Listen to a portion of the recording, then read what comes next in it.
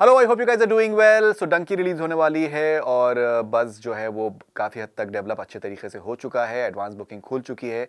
Advance booking decent है। देखिए, यहाँ पर हमें समझना बहुत ज़रूरी है कि कंपैरिजंस अगर पठान और जवान से अगर आप उसको करेंगे तो वो फेयर कंपैरिजंस नहीं होंगे। तीनों फिल्मों के जॉनरा जो हैं वो मुख्तलिफ हैं। जवान और Pathaan they are more less in the similar sort of genre, action से रिलेटेड अगर हम बात करें। और अगर हम बात करें डंकी की, तो डंकी जो है it is more of an entertainer. Comedy इसके अंदर होगा, जिस तरीके की राजकुमार हिरानी की फिल्में होती हैं, मूव करती हैं आपको और एक कुछ मैसेज होता है एक इंटरटेनमेंट में रैप्ड तरीके से, तो वो इसमें डंकी में एक्सपेक्टेड है।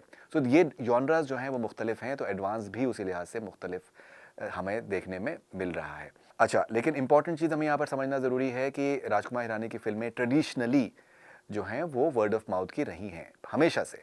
तो उसमें ये कोई ताज्जुब की बात नहीं है कि that this is happening for may be for the first time. यहाँ पर मैं एक एनालॉजी ड्रॉ करना चाहूँगा थ्री इडियट्स के से रिलेटेड।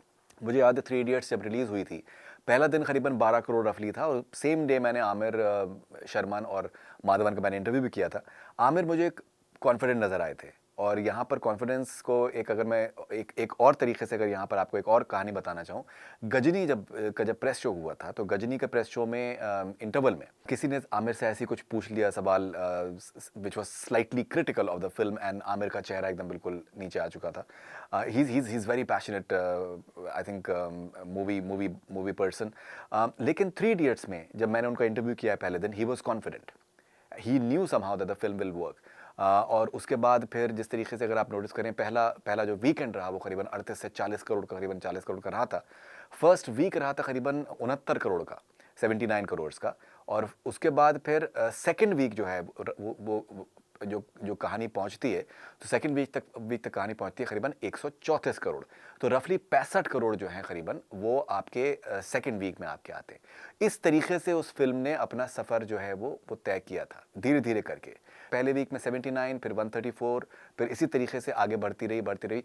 अल्टीमेटली 10 हफ्ते में करीबन पिक्चर ने किए थे 202 करोड़। मुझे याद है कि धूम 3 का इंटरव्यू जो मैंने आमिर खान के साथ में किया, तो उन्होंने बहुत ही कमाल की एक थ्योरी अपनी बताई थी बॉक्स ऑफिस से रिलेटेड।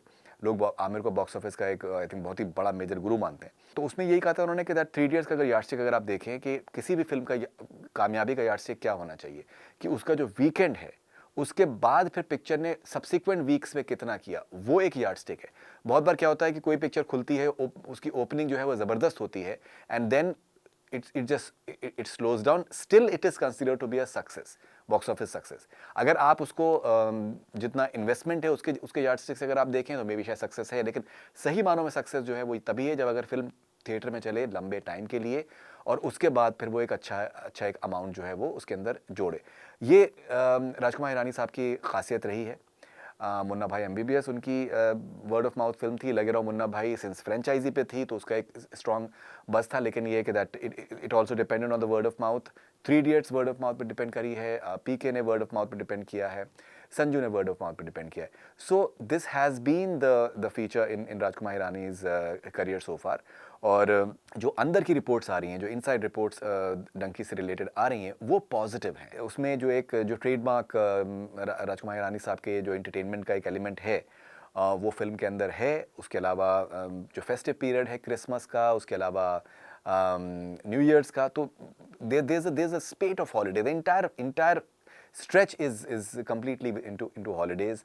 शाहरुख खान साहब की जो पॉपुलैरिटी ओवरसीज़ है वो बहुत स्ट्रॉन्ग है। यहाँ तो मुझे लगता है कि पूरे टाइम सिर्फ छुट्टियाँ ही हैं 20 के बाद से। तो वो अगर फिल्म ने एक अपना वर्ड ऑफ माउथ पकड़ लिया पॉजिटिव, तो फिर मुझे लगता है कि दैट पब्लिक जो है वो भर के थिएटर में जाएगी। एंड जो जिस तरीके से होता रहा है राजकुमार हिरानी साहब की फिल्मों के साथ में पहले, ये फिल्म भी कामयाब होगी। तो मुझे लगता है कि दैट इस फिल्म को बहुत ज़रूरी है हमें ये इस चीज़ को समझना कि इसको जवान और पठान से बज़ के लेवल पे या फिर बॉक्स एडवांस के लेवल पे हमें शायद कंपैरिजन करना मुनासिब नहीं है, सही आई थिंक एनालॉजी नहीं होगी।